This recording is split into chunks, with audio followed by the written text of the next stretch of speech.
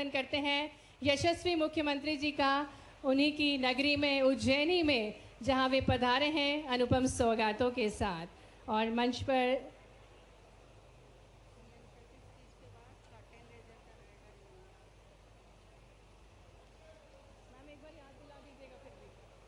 तो ये अनुपम अवसर है जिसके हम सभी साक्षी बन रहे हैं। माननीय मुख्यमंत्री जी के प्रयासों से, निरंतर प्रयास से चौमुखी विकास हो रहा है और इसी के अंतर्गत माननीय मुख्यमंत्री जी विभिन्न सौगातें हम सभी को दे रहे हैं। जोरदार तालियों के साथ माननीय मुख्यमंत्री जी शिला पट्टिका का अनावरण कर रहे हैं और ये सौगातें भेंट स्वरूप बाबा महाकाल की नगरी उज्जैन को दे रहे हैं। ये विकास की सौगातें जो स्वर्णिम बनाएगा उज्जैनी को, अवंतिका नगरी को। और ऐसी ही सौगातों के साथ माननीय मुख्यमंत्री जी का शुभागमन नवरात्रि के इस पावन अवसर पर बाबा महाकाल की नगरी, भारत की सप्तपुरियों में से एक उज्जैनी, महर्षि सांदीपनी के आश्रम, भगवान श्री कृष्ण बलराम की शिक्षा स्थली और सम्राट विक्रमादित्य के गौरव उज्जैनी में माननीय मुख्यमंत्री जी का पुनः हार्दिक स्वागत है, हार्दिक अभिनंदन है। मंच पर स्वागत करते हैं आपकी करतल ध्वनियों के साथ। नवरात्रि के इस पावन अवसर पर माननीय मुख्यमंत्री जी नन्ही नन्ही बेटियों का पूजन कर रहे हैं। नवरात्रि का ये पावन अवसर है जब नवरात्रि के 6वें दिन माँ कात्यायनी को समर्पित है ये दिवस। और हम मंच पर देख सकते हैं दिव्य स्वरूपा ये बेटियाँ जो माँ के स्वरूप में अपना स्थान ग्रहण करी हुई हैं और उन्हीं के पूजन अर्चन के साथ, कन्या पूजन के साथ माननीय मुख्यमंत्री जी आज के कार्यक्रम की शुरुआत कर रहे हैं। माँ कात्यायनी अमोघ फलदायिनी है। भगवान कृष्ण को पति रूप में पाने के लिए ब्रज की गोपियों ने इनकी पूजन अर्चन की थी और आज वो पवित्र अवसर है। और साथ ही में माननीय मुख्यमंत्री जी का हम अभिनंदन एक बार पुनः करते हैं करतल ध्वनियों के साथ। हार्दिक स्वागत है, हार्दिक अभिनंदन है माननीय मुख्यमंत्री जी। संपूर्ण उज्जैन वासी बेहद उल्लासित, बेहद प्रसन्न हैं यशस्वी मुख्यमंत्री जी के शुभागमन के इस अवसर पर। आग्रह करेंगे माननीय मुख्यमंत्री जी से कि मणि रूपी दीप को प्रज्वलित कर आज के कार्यक्रम की शुरुआत करें। या देवी सर्वभूतेषु मात्र रूपेण संस्थिता, या देवी सर्वभूतेषु शक्ति रूपेण संस्थिता, या देवी सर्वभूतेषु बुद्धि रूपेण संस्थिता, या देवी सर्वभूतेषु लक्ष्मी रूपेण संस्थिता। नमस्तस्यै नमस्तस्यै नमस्तस्यै नमो नमः। माननीय मुख्यमंत्री जी के साथ साथ मंच पर माननीय राज्यसभा सांसद बाल योगी उमेश नाथ महाराज जी दीप प्रज्वलन कर रहे हैं। साथ ही में माननीय विधायक श्री अनिल जैन कालोहेरा जी, माननीय विधायक श्री सतीश मालवीय जी, माननीय महापौर श्री मुकेश टेटवाल जी, माननीय सभापति श्रीमती कलावती यादव जी, सभी सम्मानीय अतिथिगणों का हार्दिक स्वागत, हार्दिक अभिनंदन। हम निवेदन करते हैं माननीय मुख्यमंत्री जी से कि कृपया वे अपना स्थान ग्रहण करें। तो आज ये अनुभव अवसर है जब माननीय मुख्यमंत्री जी अपनी ही नगरी में पधारे। एक बार जोरदार तालियों के साथ पुनः हम स्वागत करते हैं, अभिनंदन करते हैं माननीय मुख्यमंत्री जी का। उज्जैनी में बाबा महाकाल की नगरी में हार्दिक स्वागत है, हार्दिक अभिनंदन है। 51 शक्तिपीठों में से एक माँ हरसिद्धि माँ की इस पवित्र धरा पर हार्दिक स्वागत, हार्दिक अभिनंदन यशस्वी मुख्यमंत्री जी का। और जिस प्रकार से हमें ज्ञात है कि हमारे भारतवर्ष की एक अनूठी परंपरा है अतिथियों का स्वागत करना, और इसी परंपरा का निर्वहन करते हुए मैं आग्रह करती हूँ माननीय विधायक उज्जैन श्री अनिल जैन कालोहेरा जी से कि वे माननीय मुख्यमंत्री जी को पुष्पगुच्छ भेंट करके अभिनंदन करेंगे। आज ये पावन अवसर है जिसके हम सभी साक्षी बनने जा रहे हैं। और इसी कड़ी में माननीय विधायक श्री अनिल जैन कालोहेरा जी माननीय मुख्यमंत्री जी को आइए तालियों के साथ, पूरी ऊर्जा के साथ हमारे यशस्वी मुख्यमंत्री जी का उज्जैन में स्वागत करें, अभिनंदन करें। आग्रह करते हैं माननीय विधायक श्री सतीश मालवीय जी से भी कि आप पुष्पगुच्छ के साथ हमारे यशस्वी मुख्यमंत्री जी का स्वागत करें, अभिनंदन करें, जो पूरी ऊर्जा के साथ मध्य प्रदेश को स्वर्णिम बना रहे हैं। ऐसे यशस्वी नेतृत्व का हार्दिक स्वागत, हार्दिक अभिनंदन निवेदन करते हैं माननीय श्री संजय अग्रवाल जी से। और उससे पूर्व आदरणीय कलेक्टर महोदय जी स्वागत कर रहे हैं। संपूर्ण उज्जैन की तरफ से अभिनंदन कर रहे हैं माननीय मुख्यमंत्री जी। कलेक्टर महोदय जी और एसपी सर स्वागत कर रहे हैं। और इसके पश्चात आदरणीय महापौर श्री मुकेश टेटवाल जी से हम आग्रह करते हैं कि वे पुष्पगुच्छ के साथ माननीय मुख्यमंत्री जी का स्वागत करें। तो आपकी तालियां निरंतर बजती रहना चाहिए।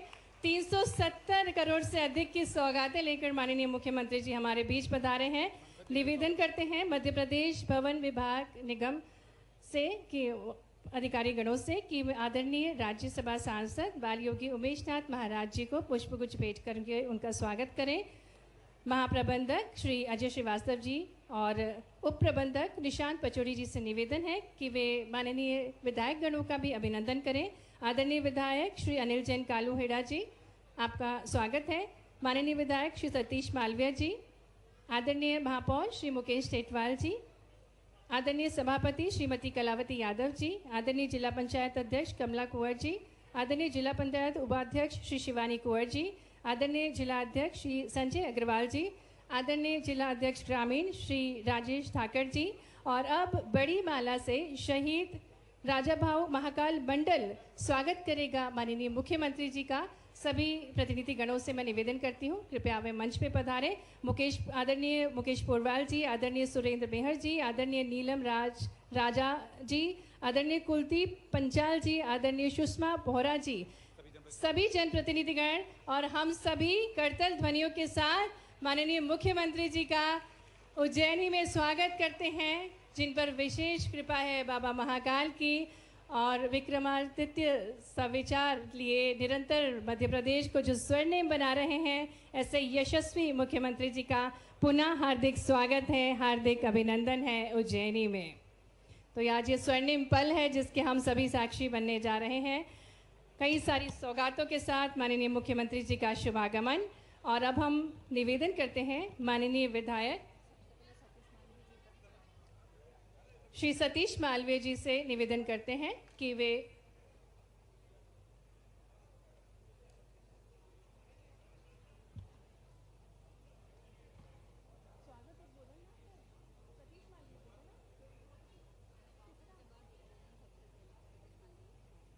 मैं निवेदन करती हूं माननीय विधायक श्री सतीश मालवीय जी से कृपया वे पधारें और अपना उद्बोधन देने की कृपा करें।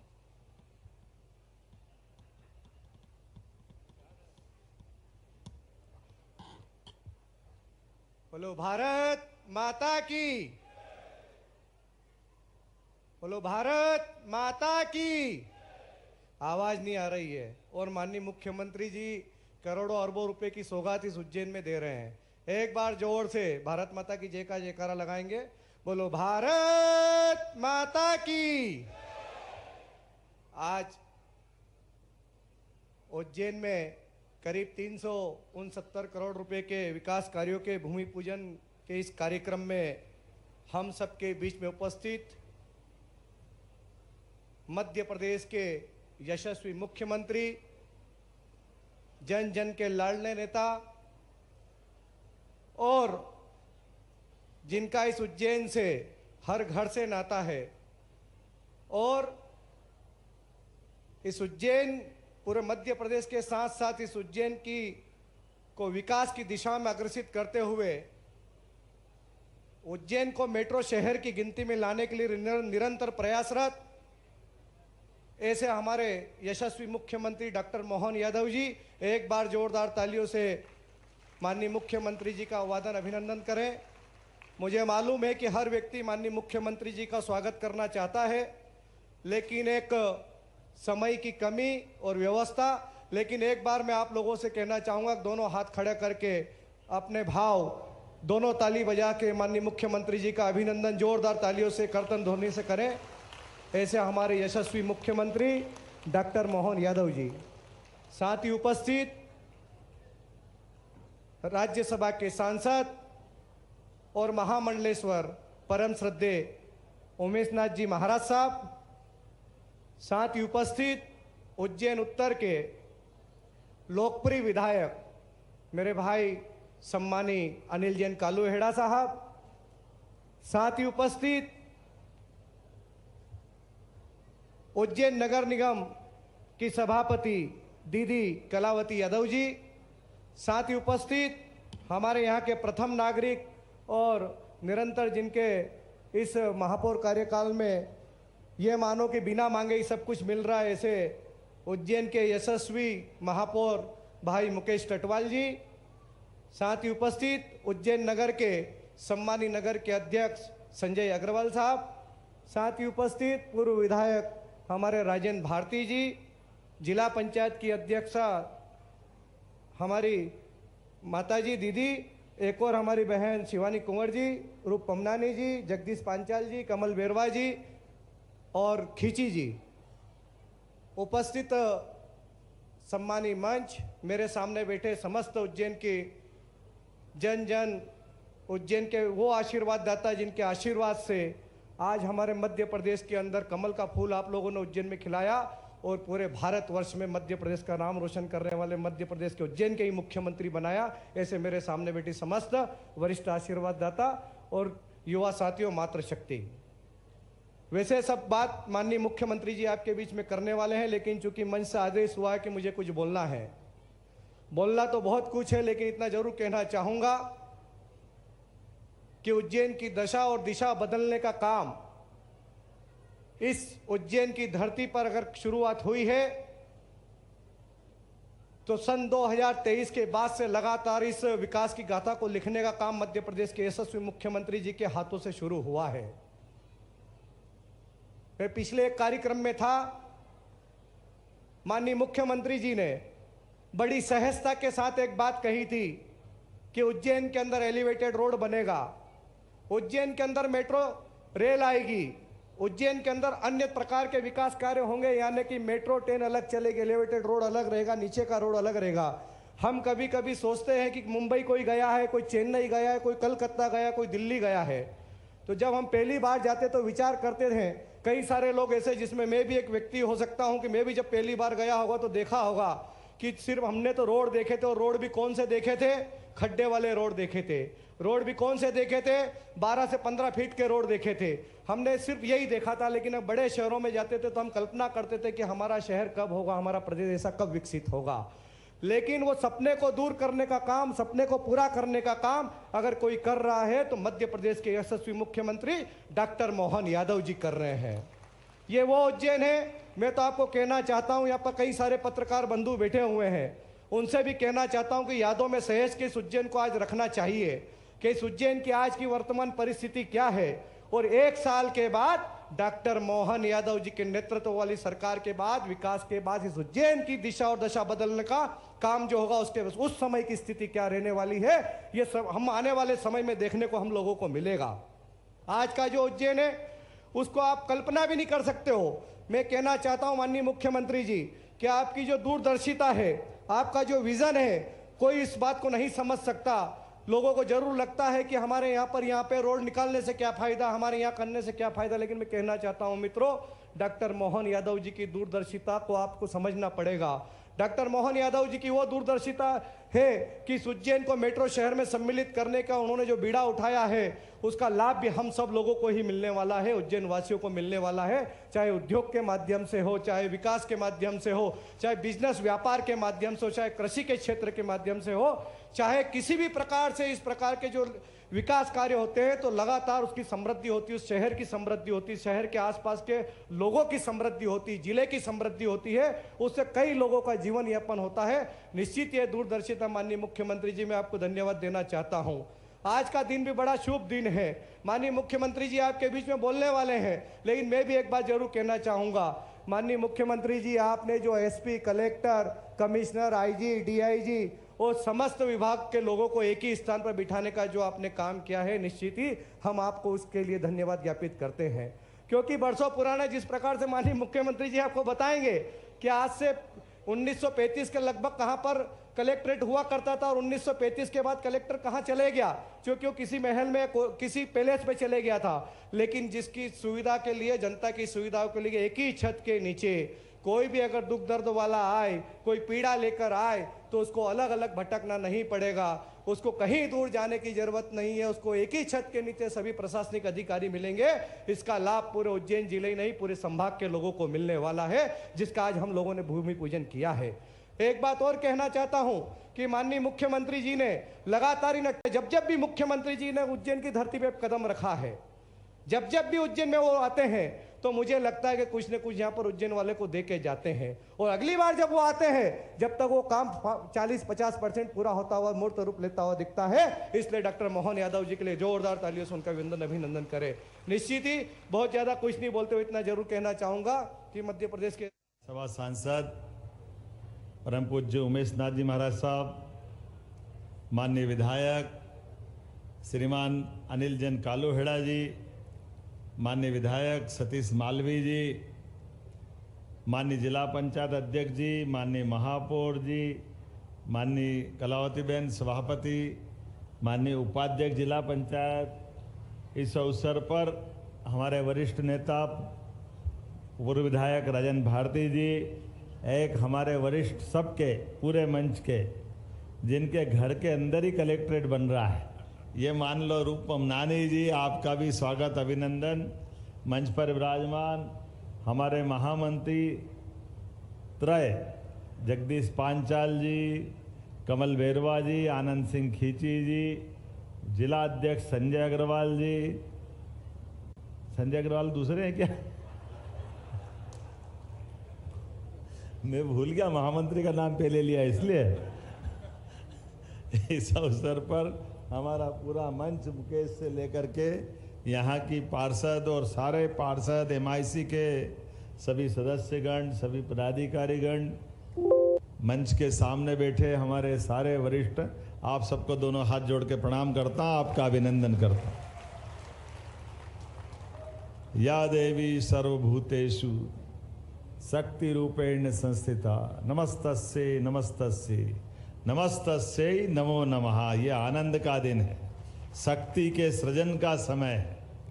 और आज के दिन हमारे अपने भगवान, इतने देवता अपने उज्जैन में है, कैसा लगता है कि बाबा महाकाल के दरबार में पूरा भगवान का ऐसा आशीर्वाद है। बहुत कम नगर ऐसे हैं भाग्यशाली, और इसमें सारी देवताओं में एक देवता नवरात्रि के समय जिनका नाम ही हरसिद्धि, बोलो हरसिद्धि मैया की। जो शक्ति आप मांगो, जैसा आप सोचो, वो सभी सिद्ध कर दे काम। हमारे प्रदेश के अंदर, वैसे देश के 51 शक्तिपीठ में से पूरे मध्य प्रदेश में एक शक्तिपीठ है जो हरसिद्धि मैया के नाम से जाना जाता है। हरसिद्धि मैया है, दक्षिण भारत के हिसाब से माता गढ़कालिका को भी शक्तिपीठ मानते हैं, लेकिन ये परमात्मा की कृपा है। हमारे लिए कालों के काल महाकाल विराजमान है।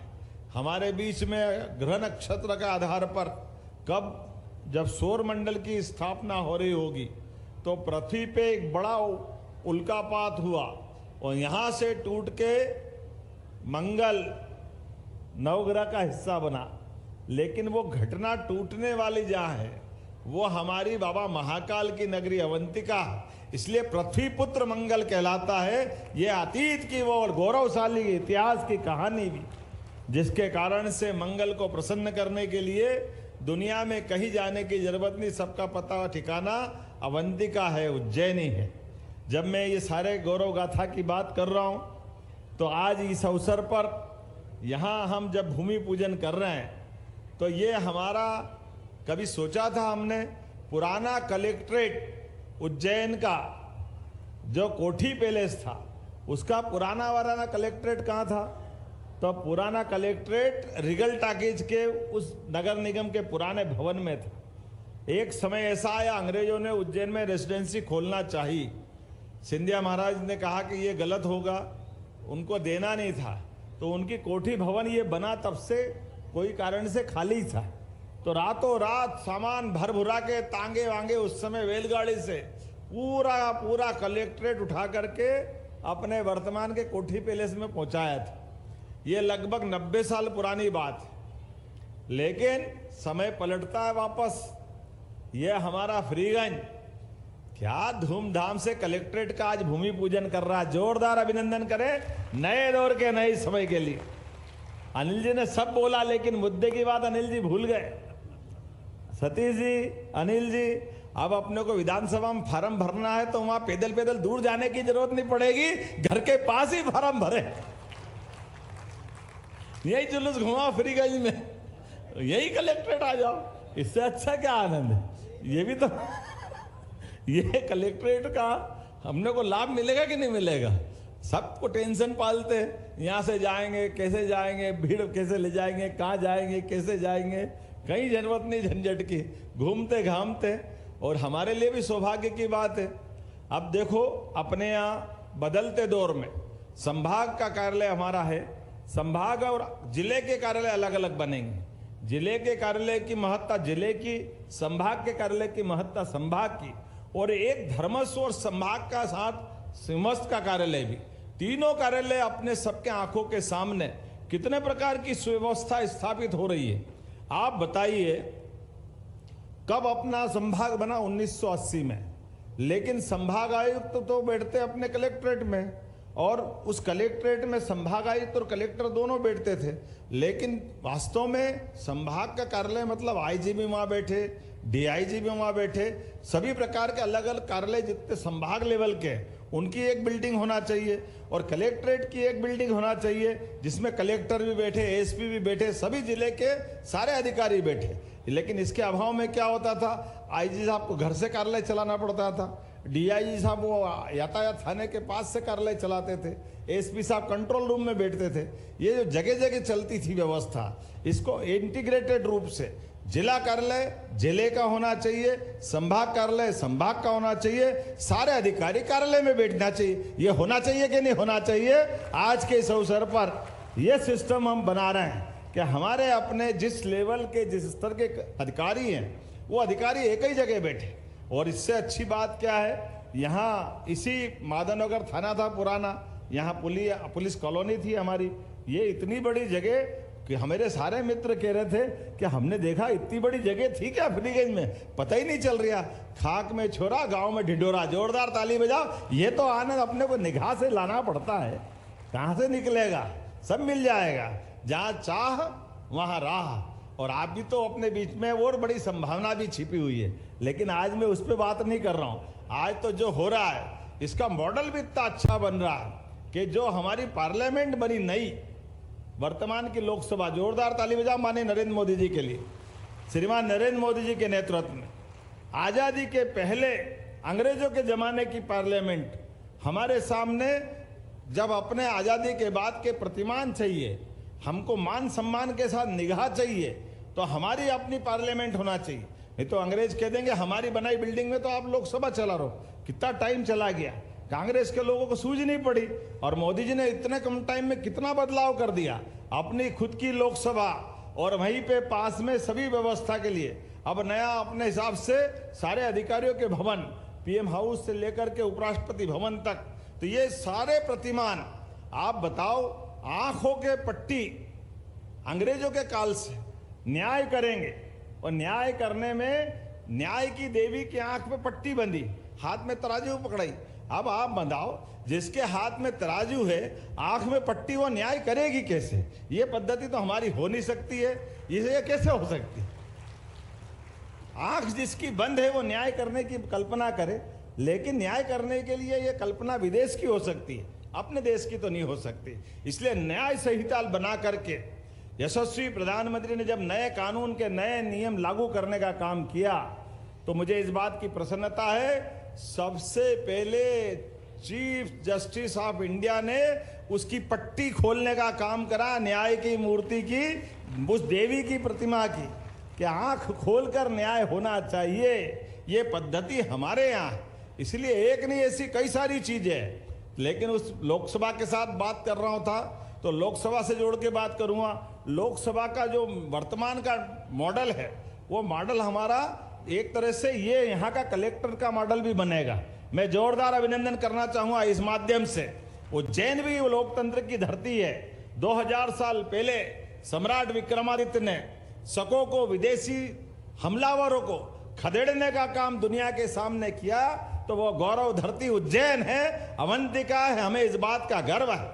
अतीत के काल में ऐसे कई सारे कलंक लगे हुए, उन कलंकों से निजात पाते हुए सही अर्थ में आगे बढ़ने के लिए लेकिन एक बात नहीं है, कलेक्ट्रेट भी बन रहा है तो कितने मंजिल का बन रहा है? 7 मंजिल का बन रहा है। जोरदार अभिनंदन करो, 7 ताले। ये हमारा भवन अद्भुत भवन बनेगा। इस भवन के साथ एक सौगात और भी मिल रही है। हम सबको मालूम है माधवनगर हॉस्पिटल वर्तमान में हमारे पास में, कोविड के समय सबको मालूम था। आज के निर्माण कार्य में 100 करोड़ का एक नया हॉस्पिटल का पूरा विंग बन रहा। जोरदार अभिनंदन करें उस नई व्यवस्था के लिए।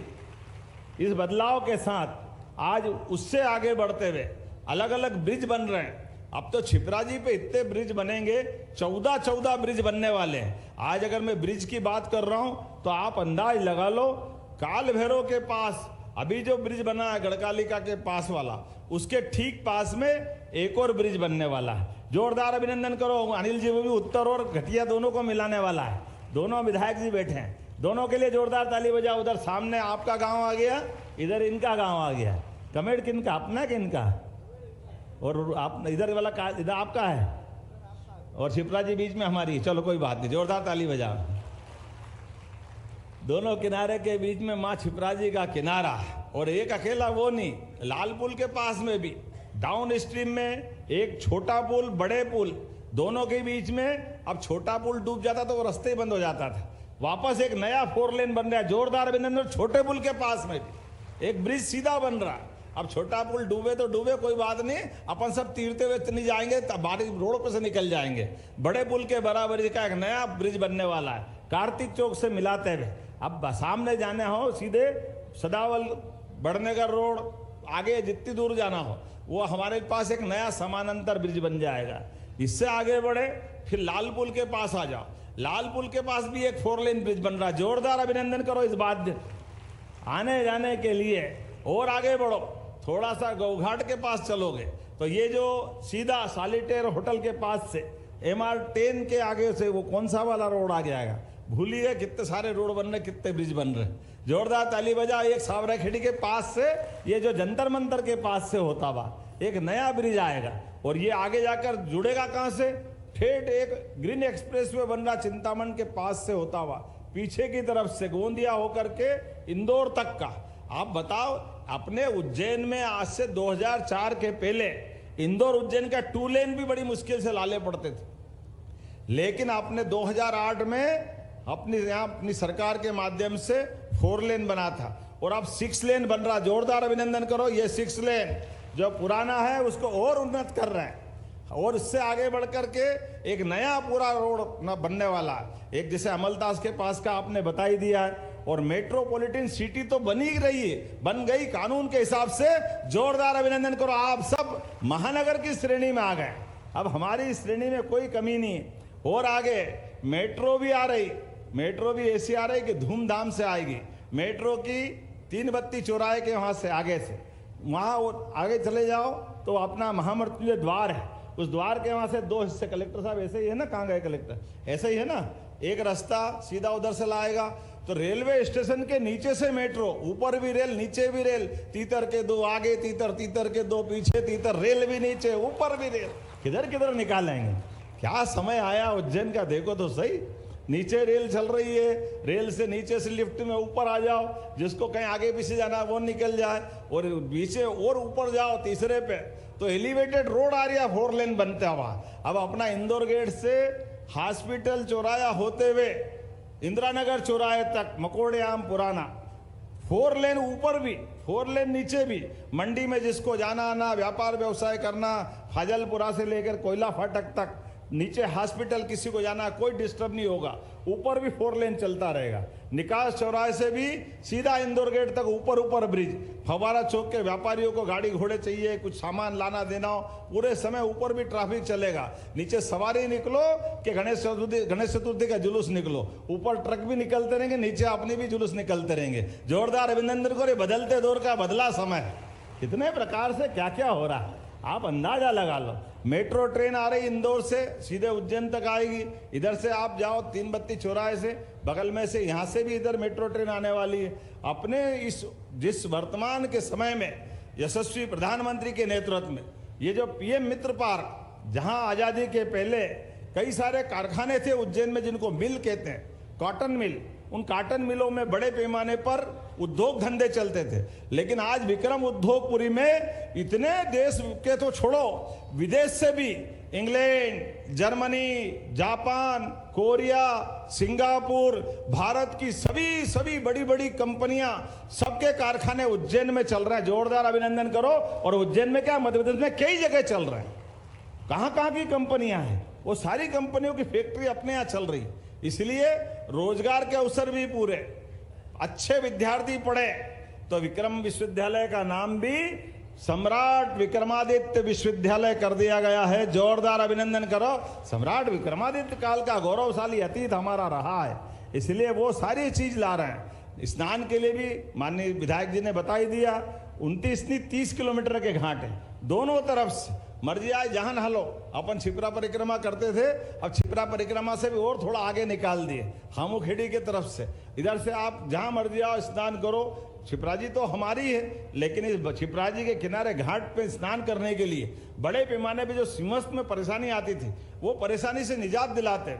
हर एक कोई व्यक्ति अपनी सुविधा से स्नान करे और अपनी पवित्रता के आधार पर जो अतीत की हमारी गौरवशाली परंपरा। अरे तीर्थ में कोई अगर आता है तो तीर्थ में आकर के तीर्थ के दर्शन भगवान के बाद में करना चाहिए। सबसे पहले स्नान करना चाहिए, स्नान के बाद तीर्थ की दर्शन करने की परंपरा है। ऐसे में हमारे इतने घाट बना दिए, अब जिसकी जहां इच्छा खूब स्नान करे, आनंद ले।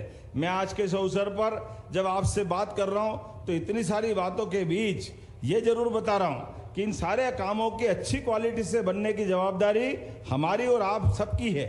हम सब मिलकर के एक एक काम को बारीकी से भी देखें और कोई छोटी मोटी बात हो तो बताते रहे। प्रशासन के अधिकारी भी मुस्तैदी से काम कर रहे हैं, उनको भी चिंता करना। सारे कामों की गुणवत्ता के साथ कोई कॉम्प्रोमाइज नहीं करेंगे। विकास के मामले में ऐसे लगातार काम चलेंगे। अब मैं आज के इस अवसर पर यहाँ जेल के परिसर की बात भी बताना चाहूँगा। जेल के अंदर भी सेंट्रल जेल है, लगभग 19 करोड़ 18 लाख के काम वहाँ भी चल रहा है। जोरदार अभिनंदन, आज उनका भी भूमि पूजन यहीं से कर रहे हैं। और अभी तक तो इसी सर्किट हाउस में बहुत भीड़ पड़ती थी। अब क्या एक ही रास्ता तो नहीं रह गया, अब दूसरा रास्ता भी चालू करना पड़ेगा।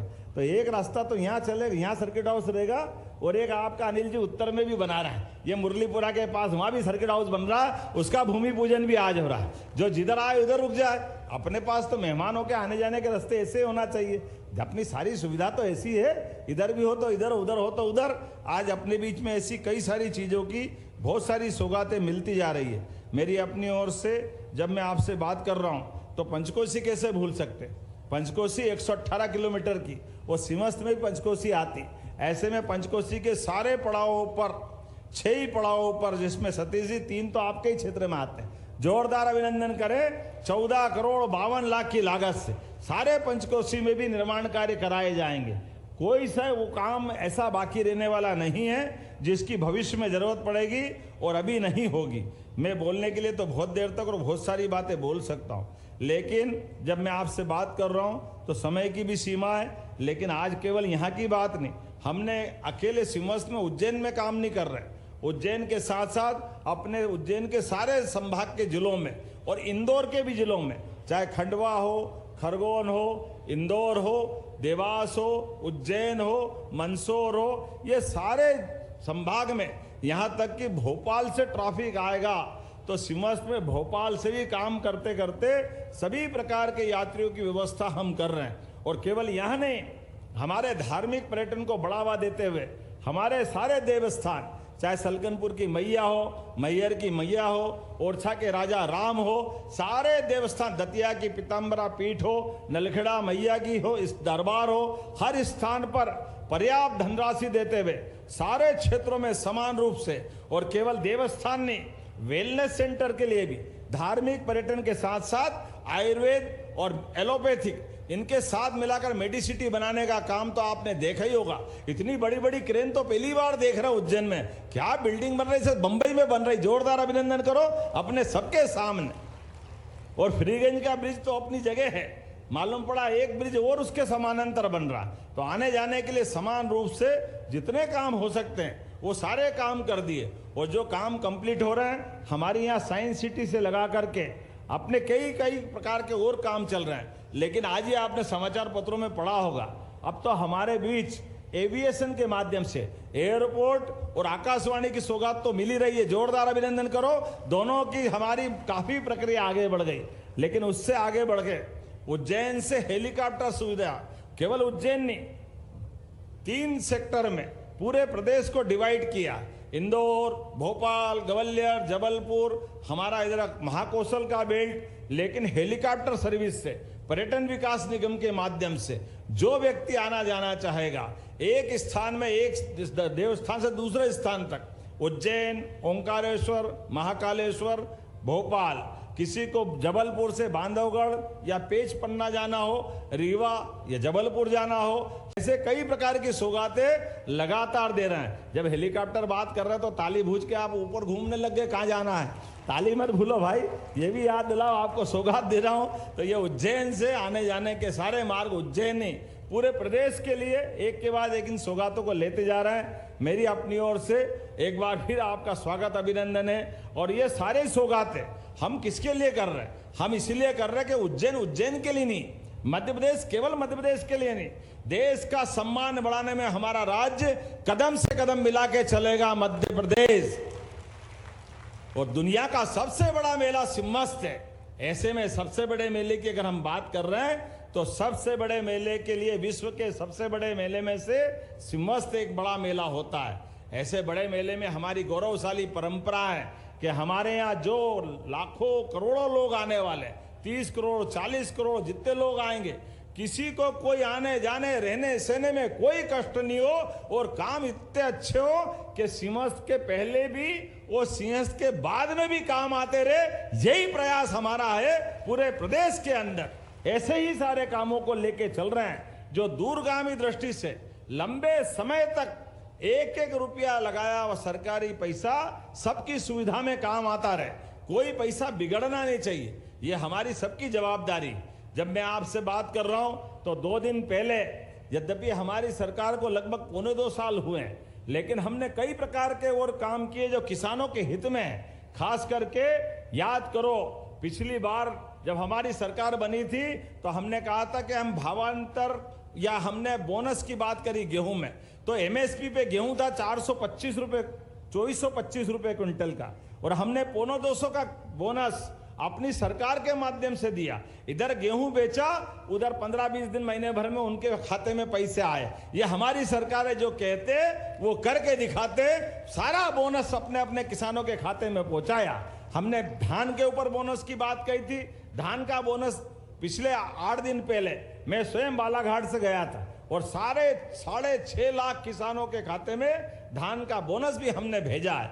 अब हमने सोयाबीन के लिए 35 लाख किसानों के लिए, यद्यपि एक बार जोरदार अभिनंदन माननीय प्रधानमंत्री नरेंद्र मोदी जी के लिए भी करें, जिनके नेतृत्व में कहां हमारी सोयाबीन 3000 के आसपास घूमती थी, उनके रहते रहते लगातार बढ़ते बढ़ते अभी पिछले साल 4800 सोयाबीन थी, इस बार 500 का और इजाफा करते हुए एमएसपी में अब 5328 रुपए कुंटल हुई और 5328 रुपए कर दी।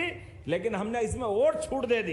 कोई बात नहीं किसान भाइयों, आप अपनी फसल केवल भावांतरण की आप अपना पंजीयन करा लेना 5 अक्टूबर से 25 अक्टूबर के बीच में, और जब फिर 1 नवंबर से आप फसल बेचने जाओ, आपकी फसल 5000 की बिके, 4600 की बिके, 4500 की बिके, जो पैसा घटेगा सरकार आपको घर बैठे पहुंचाएगी।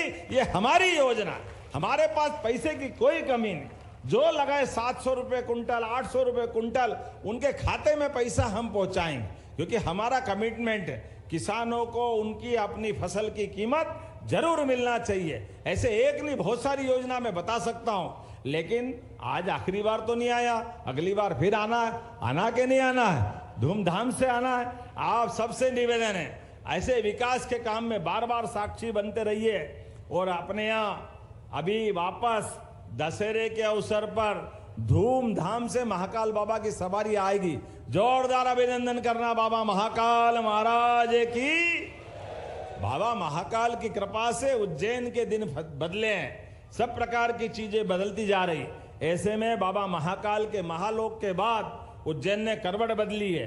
और केवल बाबा महाकाल ने आने वाले समय में सांदीपनी आश्रम, मंगलनाथ आश्रम, अंगारेश्वर का मंदिर, हमारे काल भैरव का मंदिर, हरसिद्धि का और अलग से कैंपस, क्योंकि हरसिद्धि के मंदिर में यज्ञ करने की और पूजा पाठ की अभी थोड़ी जगह की तकलीफ आती है। ऐसे प्रत्येक कैंपस को बड़ा करने की योजना भी हमारी सरकार ने बनाई है। ऐसी एक नहीं, बहुत सारी बातें बता सकता हूं। चिंतामन और शनि मंदिर भी उसी का हिस्सा है। आने वाले समय में विकास के ऐसे सारे काम हम करते जाएंगे। हम और आप साक्षी बनते जाओ। अपने हाथ में पैदा होना नहीं है, परमात्मा ने मौका दिया है। हमारा जन्म उज्जैन में हुआ और हमारी जीवन धन्य हमारी आंखों के सामने बदलते दौर का मध्य प्रदेश देख रहे हैं। और बदलते दौर के मध्य प्रदेश के न केवल हम साक्षी बन रहे हैं, बल्कि कदम से कदम मिला करके हम इसके सहभागी बन रहे हैं। और उज्जैन सहित हम सब का भाग्य है, परमात्मा हमको मौका दे रहा है। जोरदार अभिनंदन करें सारे अच्छे कामों के लिए। आपका ये साथ लगातार मिलता रहेगा। मेरी अपनी ओर से दोनों हाथ जोड़ के आपको प्रणाम करते हुए मेरी बात समाप्त करता हूं। बोलो भारत माता की, भारत माता की, भारत माता की। बहुत बहुत धन्यवाद।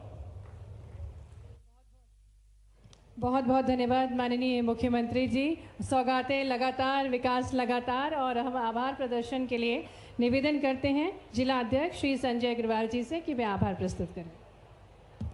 माननीय मुख्यमंत्री जी, आप निश्चित रूप से मध्य प्रदेश को स्वर्णिम मध्य प्रदेश बनाने में लगे हुए हैं। आप 369 करोड़ 11 लाख रुपए की लागत का भूमि पूजन करने यहाँ पधारे हैं। निश्चित रूप से आप जब आते हैं, जब कुछ न कुछ सौगात लेकर आते हैं। हम दुर्गा उत्सव भी आज आपने बनाया, यहाँ कन्या पूजन किया, साथ ही स्वदेशी उत्सव भी आप यहाँ पर बनाया और खादी खरीद कर उसको प्रोत्साहन करने का काम किया। हम जीएसटी उत्सव भी बना रहे हैं और भावांतर उत्सव भी हम बना रहे हैं। निश्चित रूप से आप हमारे बीच में पधारे, आपका बहुत बहुत धन्यवाद। समूचा मंच का बहुत बहुत धन्यवाद, बहुत बहुत आभार।